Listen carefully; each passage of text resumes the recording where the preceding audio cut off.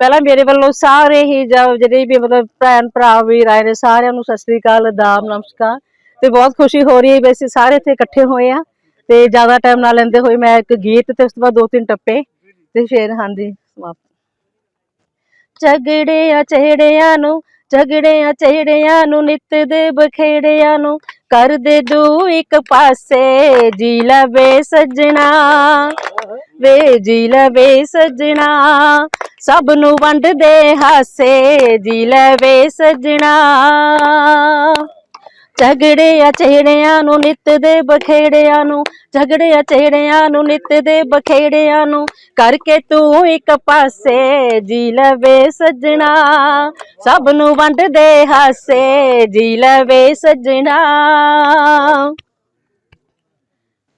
ए जिंदड़ी दिन चार दिहाड़े लाना सजना झूठे लारे हाय ए जिंदड़ी दिन चार दिहाड़े लाना सजना झूठे लारे देख खिड़िए बहार चारे पासे देख खिड़िए बहार चारे पासे जी लवे सजना सब नू वंड दे हासे जी लवे सजना सब नू वंड दे हासे जी लवे सजना दुनिया दे दस्तूर अनोखे पैर पैर ते मिलदे धोखे हाय दुनिया दे दस्तूर अनोखे पैर पैर ते मिलदे धोखे जिंद पुरदी वांग पतासे जिंद पुरगी वांग पतासे जी लवे सजना सब नू वंड दे हासे जी लवे सजना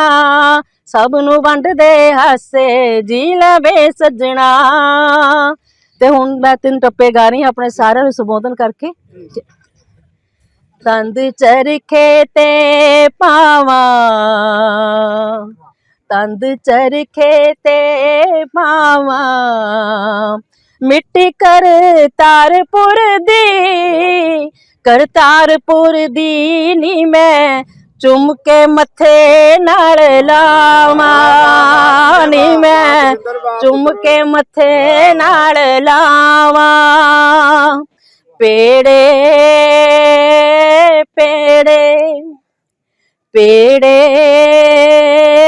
पेड़े ढोल बजे खुशियां दा मेरी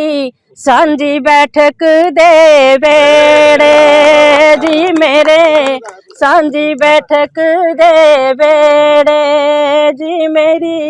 सांझी बैठक दे बेड़े। धन्यवाद। परमात्मा तुहानू अपनी पनाह च रखे।